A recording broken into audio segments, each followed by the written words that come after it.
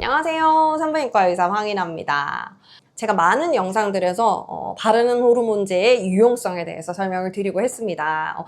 바르는 호르몬제는 부작용은 굉장히 줄이면서 효과는 충분히 볼 수 있는 이런 제제이기 때문에 저는 많이 추천을 드리고요.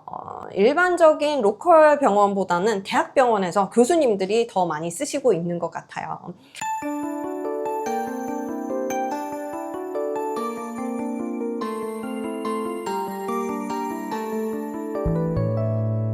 제가 오늘 소개드릴 그 호르몬제는요, 이런 바르는 종류입니다. 저는 에스트레바겔 가지고 나왔고요. 지금 현재 국내에서 쓸 수 있는 바르는 호르몬제는 얘밖에는 없습니다. 이렇게 펌프처럼 생겨 있어요. 펌프에서 한번 이렇게 꾹 누르면 적정 양의 겔이 나옵니다. 좀 보여드릴게요. 보이시나요? 이만큼.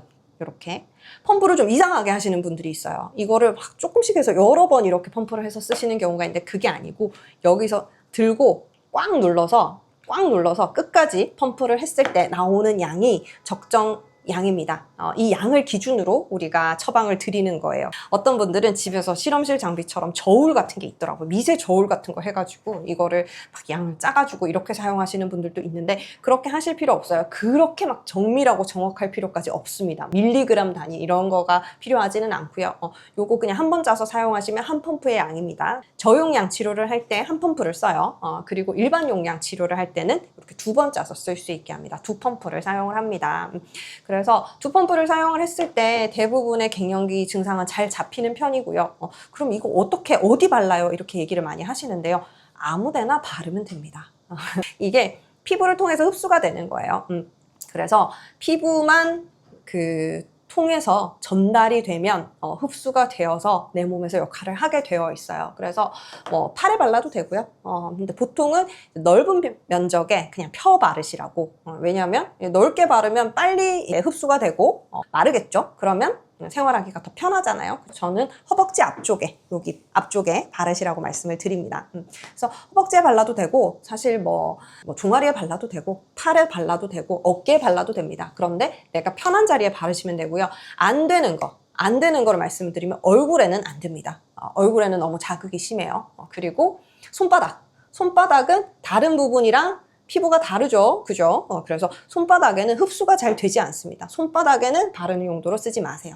발바닥 마찬가지겠죠. 발바닥도 너무 두껍습니다. 얘가 각질층이 두껍기 때문에 흡수가 제대로 되지 않을 수가 있어요. 그래서 그 위치만 빼고는 바르시는데 문제는 없다. 그리고 이게 바르는 호르몬제고 질 건조증이 있는 분들이 이거를 처방을 받아 가시다 보니까 질 쪽에 발라야 되는 줄 알고 그쪽에 바르시는 경우가 있어요. 하지 마세요. 그쪽에 바르도록 나와 있는 호르몬은 따로 있습니다. 제가 그 전에 소개를 한번 드렸죠. 이런 국소 제제로 나오는 연고 같은 거 있어요. 크림 이런 형태로 나오는 거. 국소 제제로 나오는 거는 이 전신으로 작용하는 바르는 호르몬제와는 완전 다릅니다. 얘는 질에만 작용을 하는 애예요. 그래서 온몸으로 가는 그런 영향이 없어요. 그래서 나의 뭐 불면증이라든지 이런 열감이라든지 이런 것들을 가라앉혀주지 않습니다.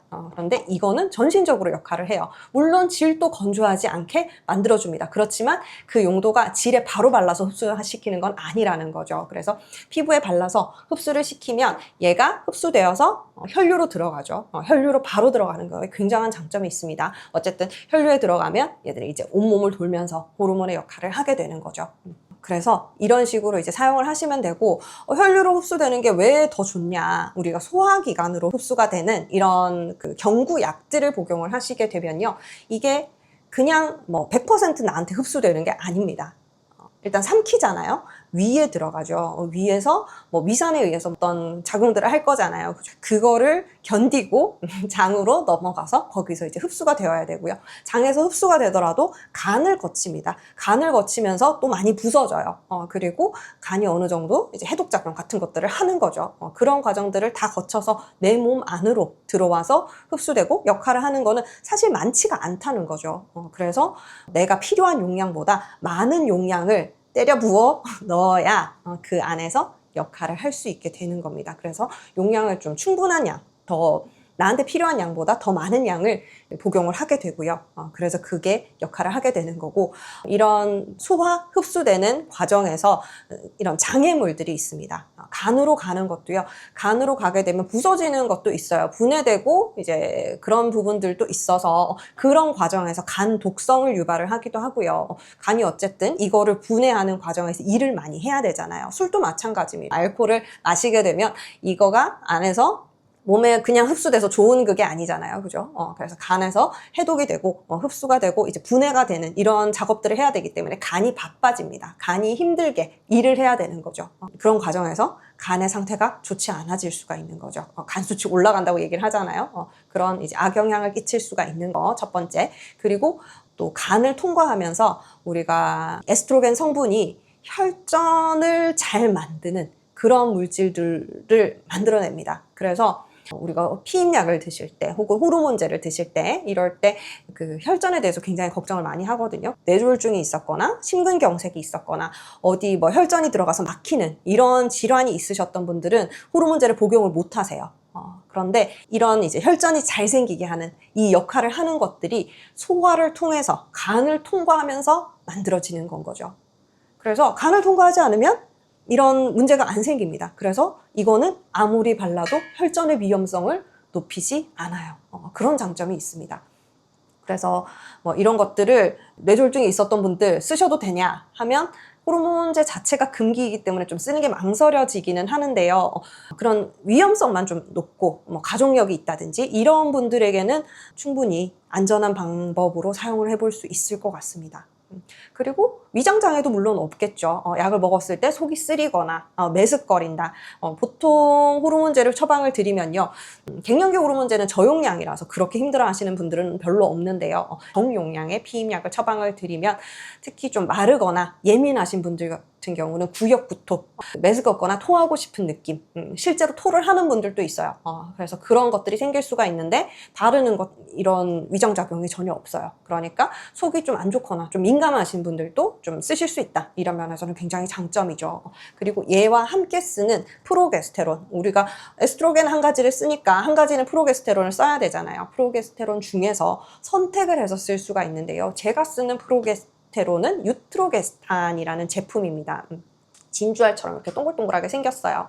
근데 얘는 그 몸 안에 들어갔을 때 내 몸에서 원래 나오는 그런 프로게스테론이랑 거의 똑같은 작용을 합니다. 일반적으로 이제 합성을 해서 사용을 하는, 우리가 약으로 만들어서 사용을 하는 프로게스테론은요, 프로게스토젠 중에서 합성한 거를 프로게스틴이라고 얘기를 합니다. 좀 복잡하기는 한데 프로게스토젠 중에서 프로게스틴이 있고 프로게스테론이 있습니다. 우리 몸에는 프로게스테론이 있는 거고요. 프로게스틴은 합성해서 만든 산물들인데 이게 프로게스테론이랑은 작용이 약간 달라요. 그리고 이제 유방암 위험성을 좀 더 높인다고 합니다. 그래서 될 수 있으면 우리 몸에서 작용하는 거랑 똑같은 프로게스테론에 가까운 거를 사용을 하면 좋겠죠. 그래서 유트로게스탄은 그런 식으로 우리 몸에 원래 있는 거 합성 이거랑은 또 다르게 작용을 해줍니다. 그래서 그런 면에서 봤을 때는 요거랑 유트로게스탄이랑 같이 사용을 하면 유방암 위험도도 낮출 수가 있죠. 원래 에스트로겐 단독은 유방암 위험을 높이지 않아요. 합성 프로게스틴이랑 결합을 했을 때 유방암 위험도를 높이는 거거든요. 근데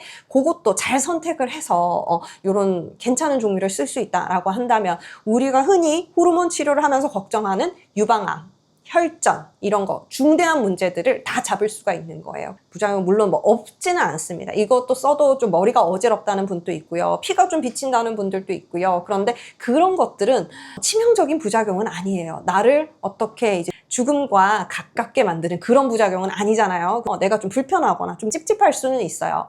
그리고 조금 뭐 신경이 쓰일 수는 있겠죠. 그렇지만 그런 중대한 부작용에서는 벗어날 수 있게 해주는 거죠.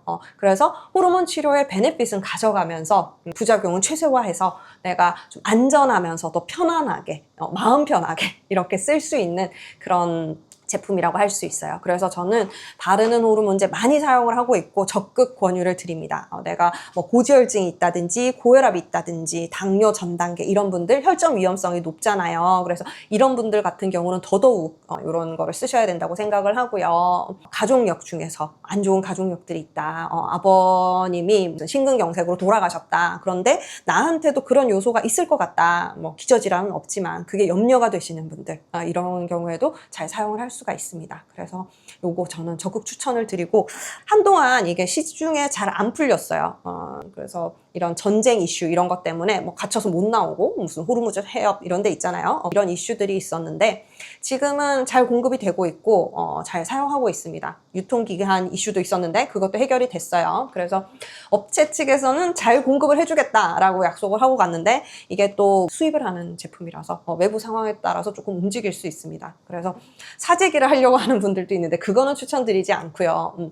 적당한 정도 처방을 받으셔서 보유를 하시고 사용을 하시면 되고요. 어떻게 보면은 계속 사용을 해오던 그런 약들이 아니라서 보험이 안 돼요. 보험이 안 되는 게 굉장히 안 좋은 부분입니다.